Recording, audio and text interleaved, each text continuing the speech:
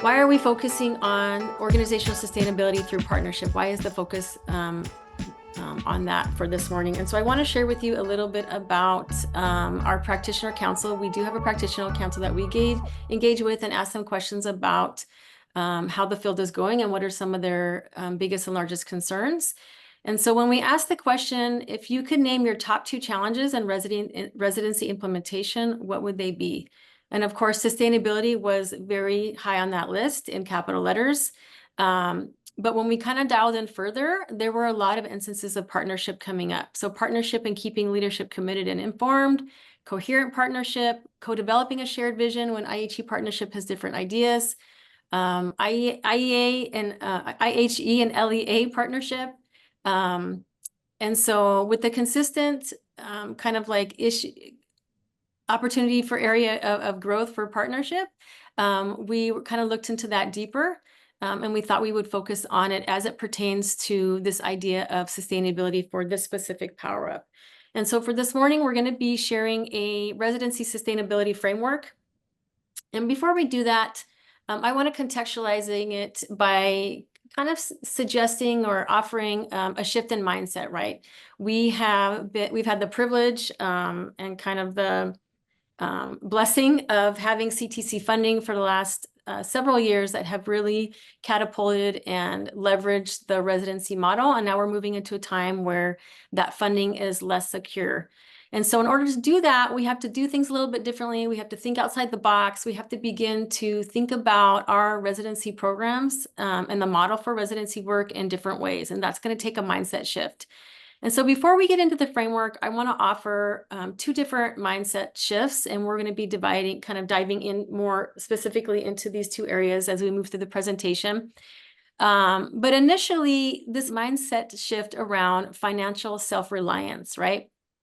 So before we received CTC funding, and so we were kind of self-sufficient. We had that CTC funding. We may have gotten some funding from outside organizations or nonprofit organizations, but we were kind of self-sufficient. And what I would like to offer today is more of a mindset around self-reliant. Okay. And what self-reliant means is you know where to find your funding, you know where to look both inside and outside your organization, whether you're the LEA or the IHE, and you have a plan for that funding moving forward. The second kind of mindset shift is that we are kind of constantly operating under this idea of continuous process of improvement. The funding is something that as we move further into residency model implementation, we're going to have to continue to find ways to fund our residency model and support those successful best practices. And so it's going to be a continuous process of improvement where we're looking at our model, we're thinking about different funding sources, we're thinking about our needs, our specific contexts, and we're revisiting our goals and aspirations as we move forward in that area. So kind of thinking about those 2 mindsets as I further unpack this framework. So the resident sustainability framework involves 3 different pillars: institutional sustainability, financial sustainability, and engagement sustainability. And I'm going to unpack each one of these in the subsequent slides. Before I move too far into it, though, I do want to make sure that you have access to the materials. If you haven't already, I know Dalia has dropped the participant folder in the chat and also the resource document that has all the links to it. So you can go ahead and access that and open up the documents that reference the sustainability framework. And you can follow along there. So when we're talking about institutional sustainability, this is the idea of institutionalizing your residency program. And what I mean by that is creating a common mission statement, coming up with those aspirational objectives together so that you are supporting that shared vision and mission, creating an actionable strategic plan for your residency program that that supports that idea of long-term sustainability and implementation, well-defined roles and staffing. So if you have engaged with the Residency Lab for several years, this is probably something that you have already engaged in. This is something that we have offered through our coaching, and now SRTAC offers through their coaching. as someone that is starting out a residency program, but really kind of leaning into that idea of how can I institutionalize this residency program so that our efforts are not lost and that it can be something sustainable for the long term. The second piece is financial sustainability, and this is something that's huge on our minds right now. And again, I want to bring you back to that point of self-reliance versus self-sufficiency, right? Self-reliance means that a residency program knows where to get their funding, both inside and outside of their institutions. So there's going to be an opportunity here to look at how you might reallocate funds, how you might rearrange or remanage your funding at the different institutions that you may be representing. I think a really critical piece to this as we move into a time when funding might not be as secure is to determine the actual cost of the model that your context supports. Right now, you might be operating off of what could be called like the Cadillac version of your residency model. It would really benefit us moving into a time when funding isn't as secure to really think about what are some non-negotiables I have for my residency model that are really critical for my specific context. And once you have that in place, determine what is the amount of money I'm gonna need in order to run the residency program to match the vision that matches your context and the specific needs that you have. And so really thinking about that moving forward. What can I draw on inside of my institution and what can I draw on outside of my institution to support the residency model? And lastly is this moment for engagement sustainability. And so engagement sustainability is really thinking about what partners you can call and engage into this work that would really encourage and support a sustainable model for you in your specific context. So critical partners to include in this are the department chair, the clinical practice coordinator, collective bargaining, human resources departments, residency supervisors and mentors, university professors. And we're going to really be focusing more on this one a little bit later in our time together, but thinking about engagement sustainability and how you can invite and encourage other stakeholders at your institution to be involved in this work. And so I've unpacked the framework and I want to give you an opportunity to think about it in a little bit more specific terms for your site and the residency program that you are engaging in. And so if you haven't already, go ahead and access the organizational sustainability for continuity document.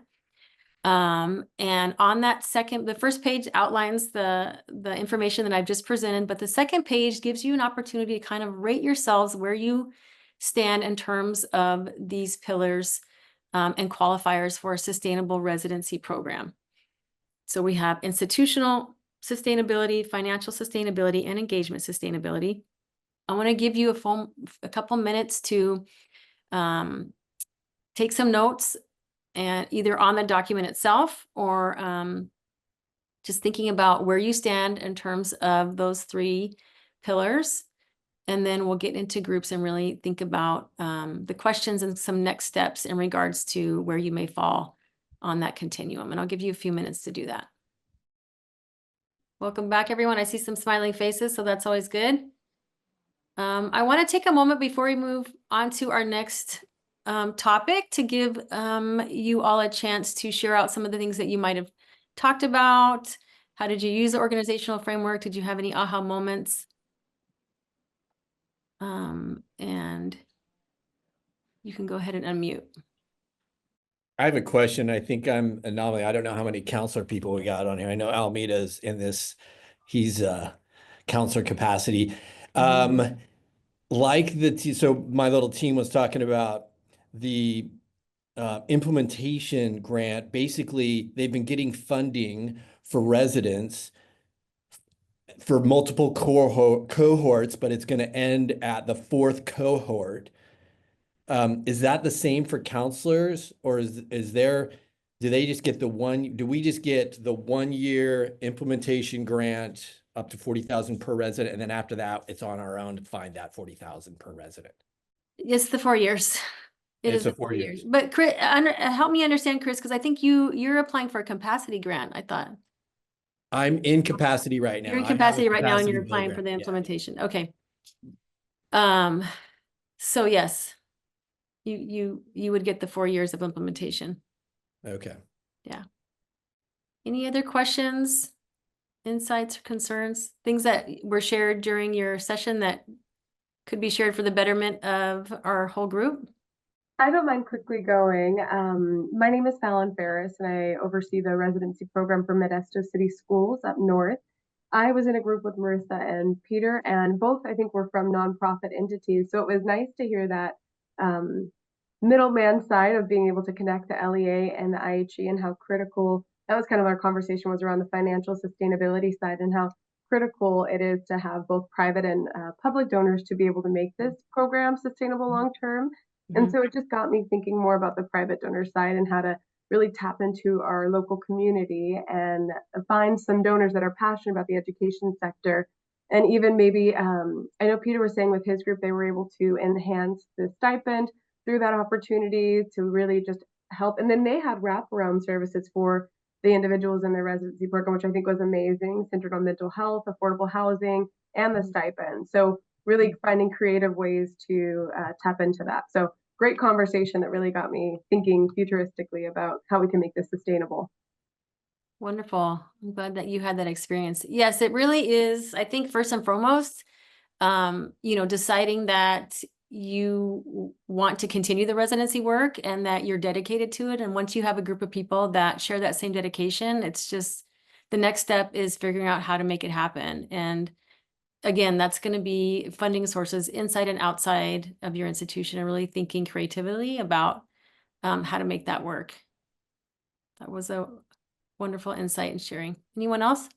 Share a little bit about what my group discussed. We talked a lot about engagement of different stakeholders and specifically on the IHE side of the work, which is where I now sit, and one of my partners also was in that space as well. That we have to make sure that we're engaging the folks at the district that are making decisions about where funding is going. Because we might have like a touch point with like a residency person at the district who's, really invested in the work, but they might not be as influential or entrenched in like the budgetary decision-making process. And so for me, it was an aha that I need to foster some of those relationships beyond just my, residency touch point person who might be more like teacher facing. I need to like know and engage the people in the districts that are responsible for making financial decisions, and then be able to share, the proof point of the success of the program with those people directly for ongoing engagement and sustainability. That's perfect. Yes, absolutely. And that really lends itself well to the next part of our presentation. So thank you for that, Sarah. I'm going to keep it moving.